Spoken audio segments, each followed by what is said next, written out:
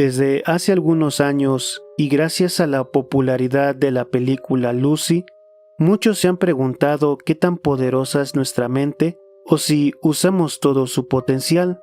Es bien sabido que la mente es muy fuerte, a tal grado que la sugestión nos puede hacer creer que estamos enfermos. Echemos un vistazo a algunas supuestas habilidades mentales que, según algunos, han llegado a desarrollar y dominar.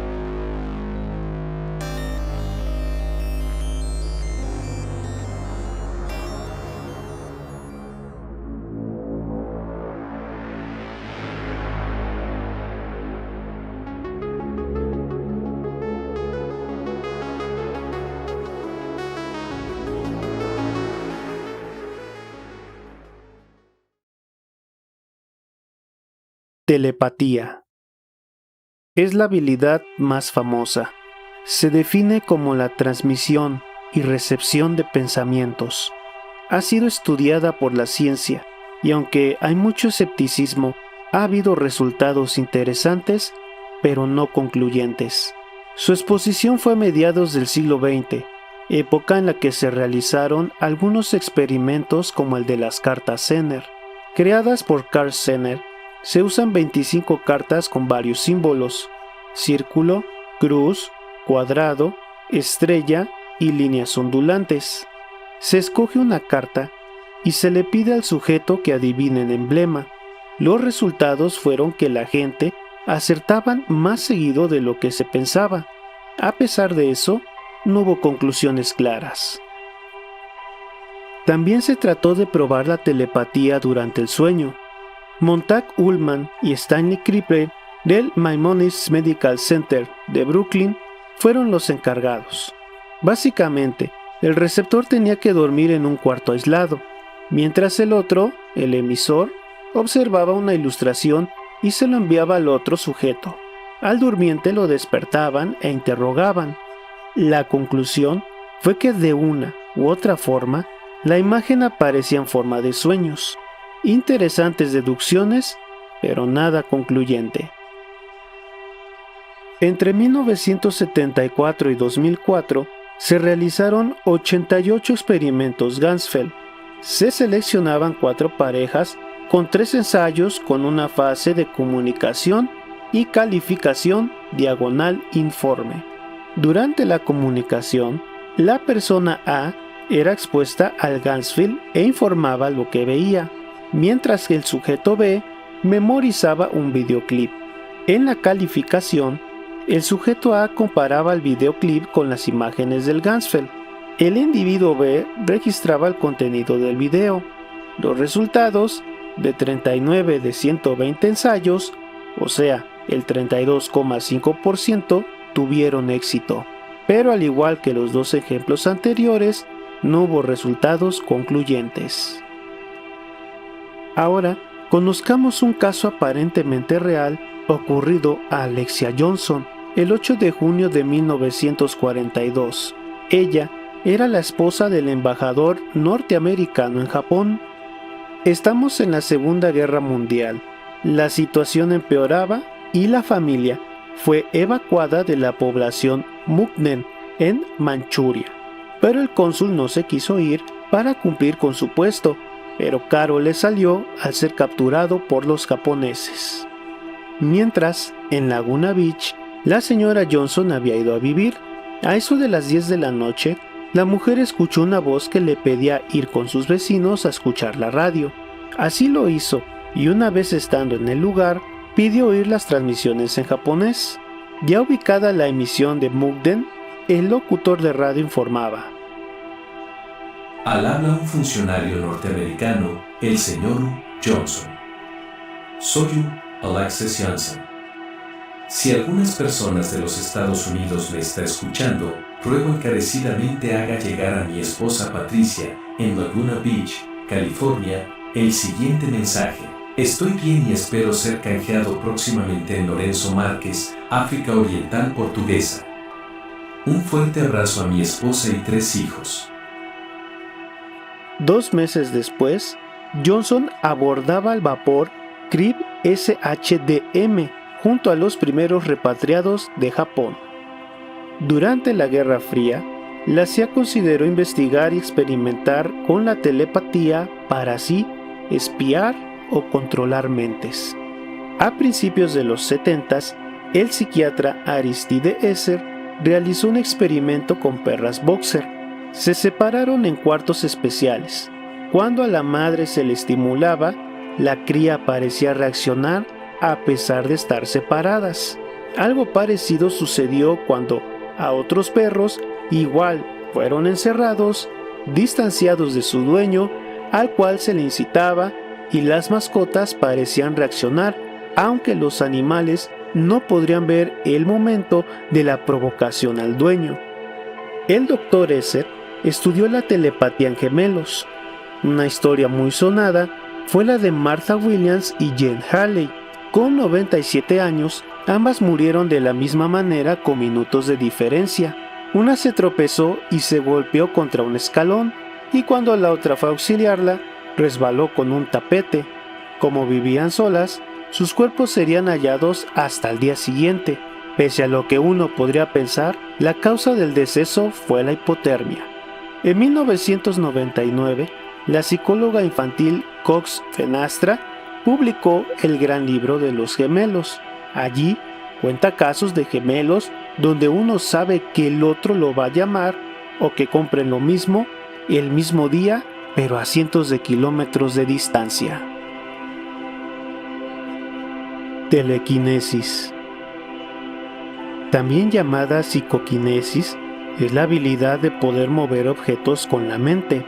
El término telequinesis fue acuñado en 1890 por el investigador psíquico ruso Alexander Aksov.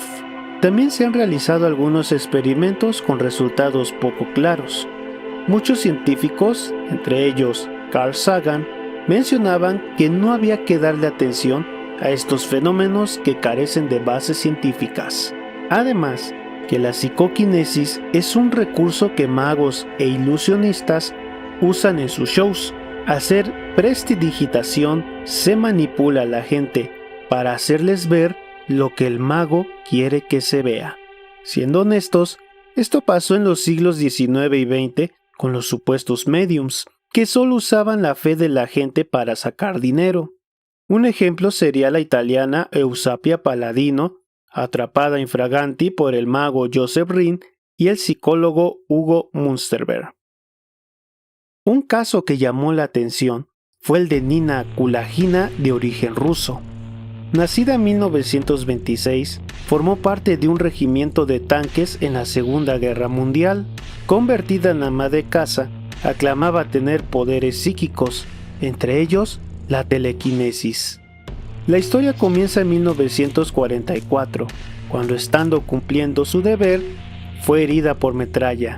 La llevaron al hospital y ahí médicos y enfermeras se percataron que la mujer tomaba el estambre de color que quería sin siquiera mirarlo. Su esposo, Víctor Vasilievich Kulagin, ingeniero naval, mencionaba que cuando ella se enojaba, los objetos alrededor se movían o se rompían. Los rumores de sus habilidades llegaron a un investigador de nombre Leonid Vasiliev, quien decidió llegar al fondo de esto. Nina pasó por al menos 25 laboratorios y algunas instituciones psiquiátricas. Cuando Leonid Vasiliev murió en 1966, otros investigadores soviéticos se hicieron cargo. Hay mucha información científica validada, así como filmada.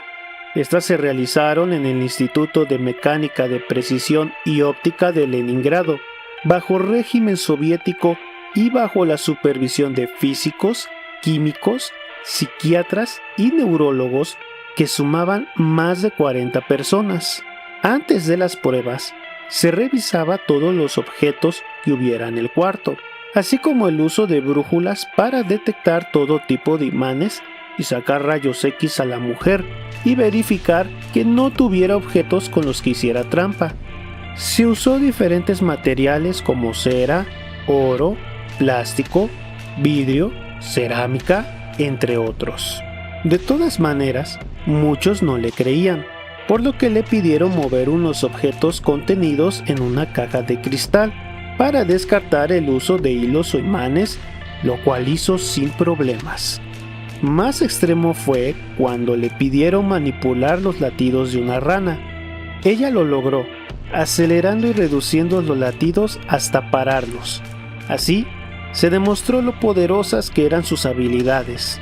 Nuestra protagonista afirmaba no tener poderes, ya que todo es el resultado de la concentración y fuerza psíquica. Además, decía que sus capacidades fueron heredadas de su madre, quien también podía mover las cosas. Al parecer, al poner en práctica sus poderes, experimentaba dolores lumbares, visión borrosa que indicaban que estaba lista. El caso Nina Kulagina fue de los más famosos a nivel internacional. Muchos se encargaron de estudiarla por 30 años. Se descubrió que durante sus episodios, su ritmo cardíaco alcanzaba las 240 pulsaciones por minuto y perdía entre 500 y 700 gramos de su peso inicial. Niveles altos en la sangre, vértigo y dolor en las extremidades fueron registrados. Los escépticos no se quedaron de brazos cruzados y acusaron a Nina de fraude. Las acusaciones llegaron a tal grado que tuvieron que irse a juicio, pero el tribunal dictaminó que Nina decía la verdad. En 1990, Nina Kulagina falleció a los 60 años. Piroquinesis. Quizá esta habilidad sea la más peligrosa, fascinante y ligada a la historia de la humanidad: la manipulación del fuego. El escritor Stephen King fue quien utilizó el término en su novela Ojos de Fuego de 1980. Se han registrado algunos casos que en su mayoría son engaños. Vamos a echarles un vistazo. El primero data del siglo XIX y el protagonista fue A.W. Underwood, quien alcanzó cierta fama por su supuesta capacidad de incendiar objetos. Los escépticos de la época sugirieron que porciones ocultas de fósforo fueron la causa, pues este material se enciende fácil con la fricción. Joe Nickel intuye que Underwood usaba una técnica de combustión química y otros medios. El medium Daniel Douglas también se hizo notar. Una parte de sus shows consistía en manipular un pedazo de carbón encendido. Para el mago Henry Evans, el malabarismo era la respuesta, ya que de esta manera se podía ocultar y usar una pieza de platino. Pero en dichas sesiones se encontraba William Crookes, un científico importante de la época de la Europa del siglo XIX. Al ser un químico sabía distinguir entre el carbón y el platino. Para los escépticos, el engaño y la ilusión eran lo suficientemente buenos para despistar a William y por eso engañaban a testigos confiables. Una niña de tan solo 3 años llamó la atención de los medios de Antique Province, Filipinas, pues predecía o creaba incendios allá por el año 2011. Todo comenzó cuando el alcalde fue testigo de cómo una almohada se incendió después de que la niña dijera «fuego». Otros afirmaban haber visto a la niña causar incendios sin la necesidad de tocar los objetos. Uno de los casos más sonados fue el de la antorcha humana. No Johnny Storm de los Cuatro Fantásticos, sino un chico de nombre Benedetto Supino, originario de Formia, Italia. El hecho ocurrió en 1982 cuando tenía 10 años. Estando en un consultorio dental, quemó con solo mirar la historieta que leía. Lo mismo con un pequeño objeto que tenía uno de sus tíos en la mano. Los días pasaban y el fenómeno aumentaba de intensidad y a donde iba, todos los objetos ardían. Según algunos testigos, de las manos de Benedetto desprendía un fulgor extraño. A diferencia de los otros casos, Benedetto no sacó provecho de su situación, pues se había vuelto una maldición. Una mañana se convirtió en pesadilla cuando al despertar su cama estaba en llamas. Desde entonces, cajas de fusible, electrónicos, periódicos y muebles se envolvían en fuego. Desesperados, sus padres lo llevaron con varios especialistas sin encontrar respuestas. Un conocido neuropsiquiatra de Formia Sandro Bartolomeo creía que todo era un fraude hasta que examinó el caso y concluyó que estaba frente a algo real e insólito. La Iglesia Católica Italiana se involucró sin éxito. El muchacho una vez declaró: "No quiero que las cosas se incendien, pero ¿qué puedo hacer?". La ayuda llegó con el doctor Demetrio Gross, parapsicólogo italiano que le ayudó a controlar su poder hasta que los ataques fueron reduciendo, hasta que por fin tuvo una vida normal. Benedetto Supino fue titular de tabloides amarillistas y hoy no se sabe su paradero o a qué se dedica. ¿En verdad existen estos poderes? Y de ser así, ¿qué sucede con ellos cuando morimos? ¿Seguiría esa energía vigente en la forma de lo que llamamos fantasmas? Al final, el poder de la mente seguirá siendo un misterio de ayer y hoy. Si te gustó el video, puedes ayudarme con una manita arriba, compartiendo el video o suscribiéndote al canal. Cualquiera de esas cosas te lo agradecería. Hasta entonces, amantes del misterio, cuídense mucho y nos vemos para la próxima. Hasta luego.